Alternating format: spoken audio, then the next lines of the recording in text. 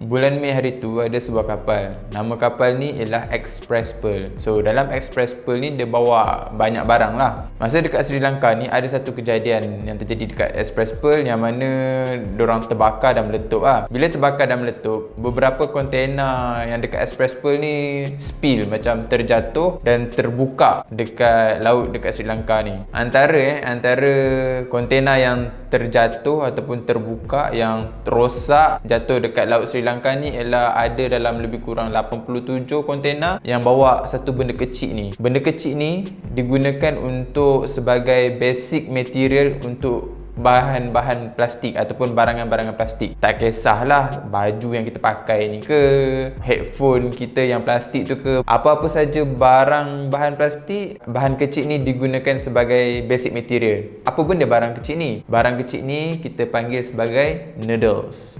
Noodles. Noodles ni sedap tu ke? Itu noodles.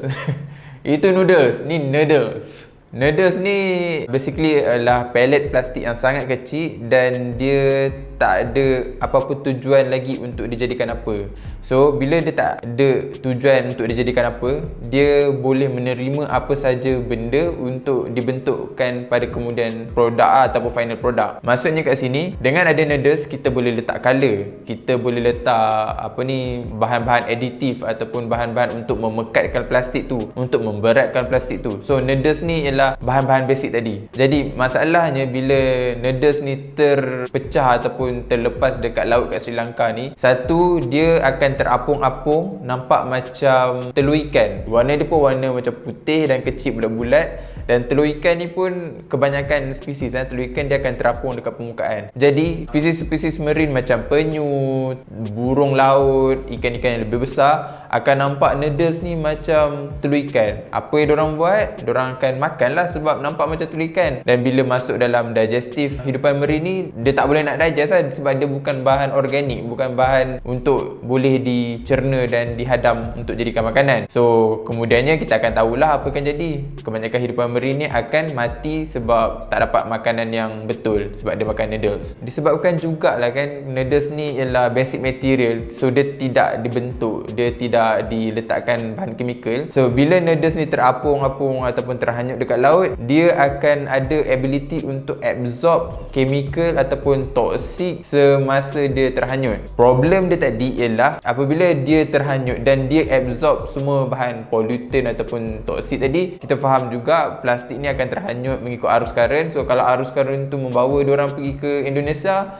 bahan-bahan toksik, bahan-bahan chemical yang pollutant tadi akan terhanyut pergi ke Indonesia. So the problem would be double lah. Dah lah the plastik tak boleh nak digest, tambah pula benda tu absorb pollutant ataupun chemical-chemical yang toksik kan. So the double the problem lah. So cerita noodles ni dia tak habis kat situ lagi. Noodles ni boleh dikatakan macam boat untuk bakteria. Kenapa boleh dikatakan sebagai boat? Okay, imagine macam ni lah. Dia jatuh ataupun noodles ni mula-mula terhanyut, terlepas dekat laut ialah dekat Sri Lanka. Pada permukaan noodles tu kan plastik, bakteria pun tumpang. Bakteria daripada Sri Lanka ni pun tumpang naik atas noodles. So noodles ni kan akan terhanyut dekat laut, terhanyut dan sampailah satu tempat. Contohnya kat Indonesia ke kat Penang lah katakan kan. Noodles ni sampai. So bakteria tadi daripada Sri Lanka dia dah travel naik boat melalui noodles tadi sampai ke Penang. Noodles ni ada satu potential untuk spread the germs, bakteria from place yang kita tak nak datang. So daripada bakteria tu hanya dalam Sri Lanka, sekarang dah introduce ke Penang ataupun Indonesia. Boleh tak kita nampak noodles ni kat Malaysia? Kemungkinan tu ada kalaulah dia cukup terhanyut ataupun macam yelah dia terlampau banyak sangat dekat laut, dia akan terhanyut dekat pantai. Korang akan nampak noodles ni dekat pantai, dekat pasir-pasir pantai, dia macam biji silika gel